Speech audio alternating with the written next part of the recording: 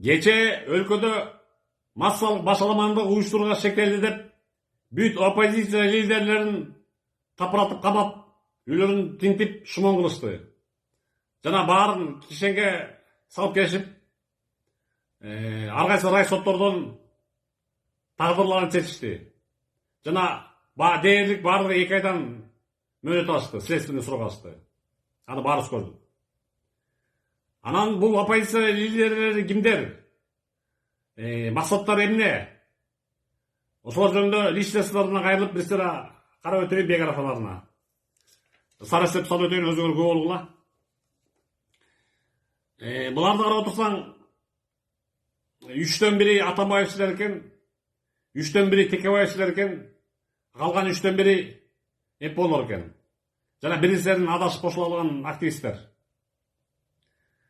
Анан бу жерден дээрлик баса белгилеп айтуу керектүү нерсе, мисалы 2010 жылы 7 апрелде так ушинтип ушуларды камашкан, ушулардын көбүнө камашкан. Мисалы ошол эле Азимбек Бекназаровду, Кеңешбек Дүйшөбаевди, Жээнбековдун атасы Бабырбек Жээнбековду ушулардын баарын камашкан убагында.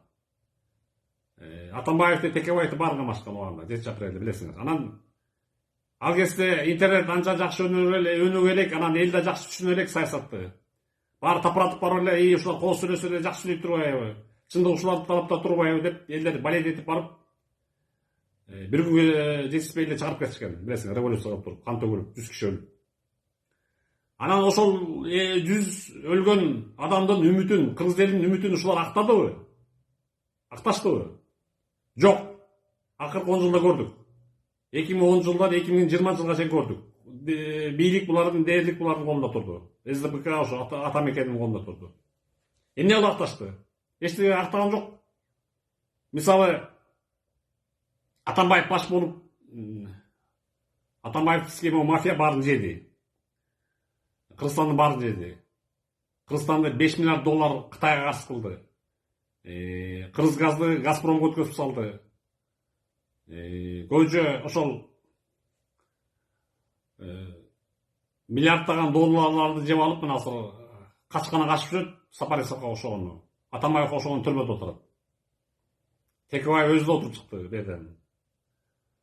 Анан ошол кезде бошонуп кеткен Дүйшөбаев, Жээнбеков дегендерге, Кадыров дегендерге азыр шанс жок болуш керек. Эмнеге дегенде, булар акыркы 10 жыл айтып атпаймынбы? Булар ошол революцияны дискредитациялады. Даже 7 апрелчилер буларды көргүсү жок. 7 апрелчилер мындан 1-2 жыл мурун расмий билдирүү жасап чыгышкан. Атамбаев баш болуп бизди сатып кетти, лидерлер. Уят кылды. Кыргыз элинен кечирим сурайт деп да жазышкан керек болсо 7 апрелчилер. Ошол сөздөрүн кайтпайт болуш керек. Азыр эле. 7 апрелчилердин үмүтүн үздү буларчы. Эми мына ар бирине бирден эме кылып чыксам, мүнөздөмө чыксам. Азимбек Бекназаров. Мисалы ошол кезде ошол бийлик, Атамбаевдин бийлиги туура эмес баратканын көрүп, 2013-2014 мен оппозиция лидерлеринин бири болуп митинг өткөзүп жүргөм Бишкекте. Кийин ошол жок камалып кеттим. Анан качан мен митинг уюштурганда эле ушул Бекназаров жетип кетчү өзүнүн эли менен. 100-200 киши менен келип соксоңдоп келип кошула калчу дагы. Митингди бузчу мындай айтканда. Тапырап сүйлөшүп, сөз талашып сүйлөшүп. Анан бир күнү мен айттым Бекназаровдун өзүнө Азимбекке. Азимбек Анакулович, ушул сөзүңүздүн баамда байкап атам, ушул Атамбаев үчүн эч жаман сүйлөбөйсүз. То есть кал сөзүңүздү айтпайсыз. Жок деген Атамбаев аса кесилип сүйлөп коңузчу десем, күлүп кутулуп кеткен. Ушундан эле жасалган оппозиция муну ошо бийликтин, ошол кезде бийликтин проектиси экенин ошондон байкаса болот. Ошентип иштеп жүрдү. Анткени кызмат ала албай калды. Ошол лемполор качып кызмат бербей койгон Азимбек Бекназаров ошол кезде. Анан кийинкиси Кеңешбек Дүйшөбаев. Бул биз биринчи революцияны мына Кыргызстанда биз кылганбыз. Азыр биз туурап эле каждый второй революция деп билип атпайбы? Эң биринчи биз кылганбыз. Ошондо мен Кеңешбек Дүйшөбаев менен бетме сүйлөшкөм. Бул ошондо Акаевдин биринчи президентин УУДсынын начальниги болчу. Анан площадьтан бири-бирибизди тиктеп сүйлөшүп, кытмыр күлүп, жекер күлүп басып кеткен. Ошондо как раз революция 1-2 күн калган болчу. Даже 1-2 күн министр болуп алган, министр болуп алган бул Кеңешбек Дүйшөбаев. Анан бул деле ошондой 7 апрелден кийин ошол Атамбаевдерге кошула калып, ошолор аркылуу байып бутуна тургандардын бири. Ошо Бекназаров, Дүйшө, Баев, Кеңешбек, Равшан Жээнбеков. Бул өзү ошол кезде катышпаса да революцияда, бул катышып жүргөн Америкада. Атасы Бабырбек Жээнбеков активдүү катышуучу болгон. Маркум Бабырбек Жээнбеков. Ошол командасы болгон да. Кубанычбек Кадыров. Ал кезде Швецияда катышып жүргөн СДПКчы болчу. Революциянын эртесине жетип келген Кубанычбек Кадыров. Бирок кийин ошол эле Атамбаевдин кирайчы экенин көрүп, ага каршы Кадыров менен Бектур Асанов экөө биригип. Анын үчүн отуруп келди зонада. Ошол Кубанычбек Кадыров, Бектур Асанов 27 зонада отурган. Административке тарапты мен билем точно. Мен болсо ал кезде мусулмандар менен отурчумун. Ошол тиги свиданкага чыкканда көрүп калчумун буларды. Жолугуп мына жылзону учурашып калчумун. Бул ошол административке милиция жакта отурду да. А мен болсо мусулмандар менен отурчумун. Чоңдор өстөрүчү болчу.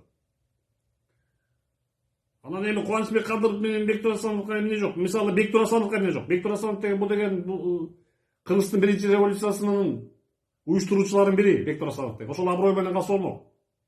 Бул деген ошо тиги азыр көрүнүш адатка айланып калбады барып. Обл администрациялары басып алган, рай администрация ак үйдү басып алган. Эң биринчи Жалал Абад администрациясын баскан ушул болчу. Ноу-хау Кыргызстанга Бектур Асанов. Ошондон кийин анан басып башташты баары аны туурашып. Анан бул кийин да жүрдү ошол ар кандай кызматтарда жүрдү. Ошол майда чүйдө кызматынан нааразы болуп, Бакиевге каршы Атамбаевге кошула алып, Атамбаевди керек экенин көрүп, анда тиги ошо Ошик Сабитович Жалал Абад губернатор болуп койду. Анан Сабитовден алып салды окшойт. Ошондон кийин оппозицияга кетип отуруп чыкты тиги Кадыров экөө. Эми мына кайра түштү.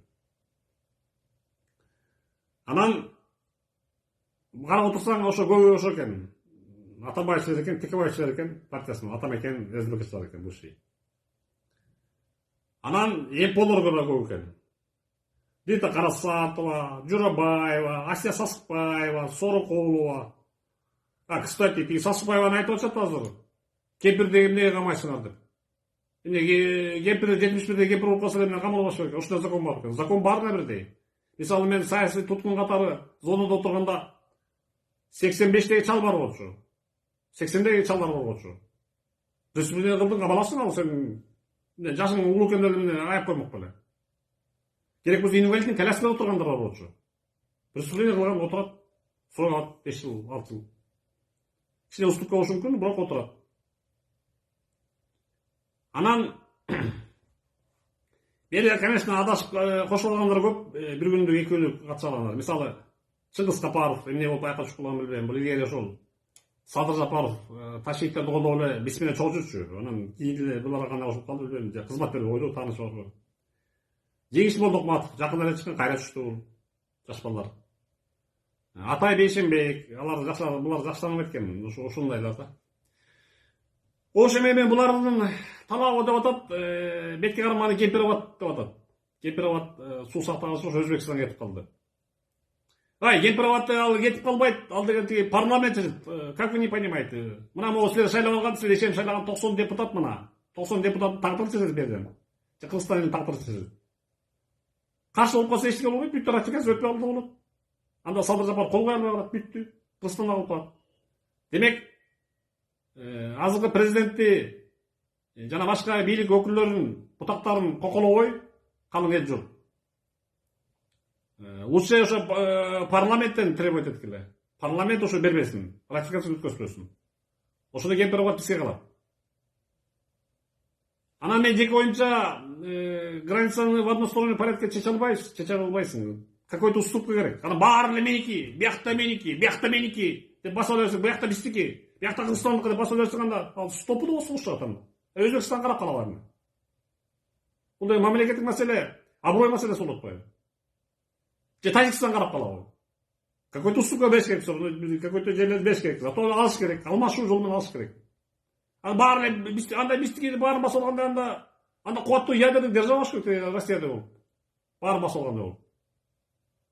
Так что, это политика компромиссов болуш керек.